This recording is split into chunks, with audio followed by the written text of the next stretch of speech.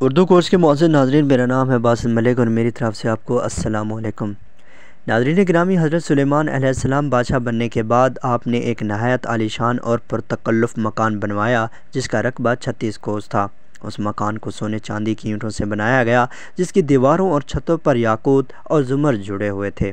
پھر اس مکان کے اندر آپ نے اپنے لیے ایک شاندار تخت بنوایا جس کی لمبائی 3 کوس تھی۔ سارا تخت ہاتھی دان سے بنایا گیا تھا جو لال، فیروزہ، زمر جیسے پتھر سے مرصع تھا، اور اس کے چاروں طرف سونے کی اینٹیں لگی ہوئی تھیں۔ تخت کے چاروں کونوں پر ایسے درخت تھے جن کی ڈالیاں سونے کی تھیں، اور ہر ڈال پر ایک طوطی اور طاؤس بنا کر ان کے پیٹ کے اندر مشک بھر دیا گیا تھا۔ ان درختوں کے گوشے انگوروں کی طرح تھے۔ اس تخت کے نیچے اور دائیں بائیں 1000 سونے کی کرسیاں لگائی گئی تھیں جن پر لوگ بیٹھتے تھے۔ ان کے پیچھے جنوں اور انسانوں میں سے غلام کھڑے کیے گئے تھے۔ یہ تخت جنات نے بنایا تھا جو آپ کی رعایا تھے۔ جب حضرت سلیمان علیہ السلام تاج شاہی سر پر رکھ کر اس عظیم الشان تخت پر قدم رکھتے تو ان کی ہیبت سے تخت اس وقت حرکت کرنے لگتا اور طوطی طاؤس بھی اللہ کے حکم سے اپنے پر پھیلا دیتے تھے جن سے مشک وغیرہ کی خوشبو نکلتی تھی۔ اللہ تعالیٰ کے فضل سے حضرت سلیمان علیہ السلام ہر جانور کی بولی اچھی طرح سمجھتے تھے۔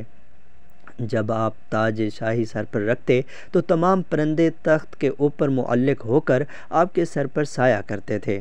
جس مکان میں تخت سلیمانی تھا اس میں کئی محرابیں تھیں جہاں عابد و زاہد لوگ بیٹھ کر عبادت الہی کیا کرتے تھے۔ حضرت سلیمان علیہ السلام ہمیشہ اللہ تعالیٰ کی ان نعمتوں کا شکر ادا کرتے اور ہر وقت اللہ تعالیٰ سے مناجات کرتے رہتے تھے۔ آپ پورے عاجزی و انکساری کے ساتھ اللہ کے حضور یہ دعا کرتے تھے: یا الہی، میں درویشوں کے ساتھ بھی شامل ہوں اور بادشاہوں کے ساتھ بھی۔ صرف یہی نہیں بلکہ میں پیغمبروں میں سے بھی ایک پیغمبر ہوں۔ اے میرے مالک، میں تیری نعمتوں کا کہاں تک شکر ادا کروں؟ اللہ تعالیٰ نے ہوا کو حضرت سلیمان علیہ السلام کے تابع کر دیا تھا۔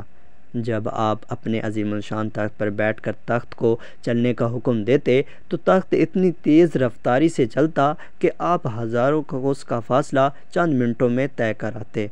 آپ صبح کو ایک شہر اور شام کو دوسرے شہر میں ہوتے تھے۔ آپ کے باورچی خانے کے لیے جنات نے بڑی بڑی پتھر کی دیگیں بنائی ہوئی تھیں جنہیں بادل پانی سے بھر دیتا۔ ان دیگوں میں روزانہ کئی ہزار اونٹ اور کئی ہزار کوسفند پکتے اور خلق اللہ صبح سے شام تک آپ کے لنگر خانہ سے کھاتی پیتی۔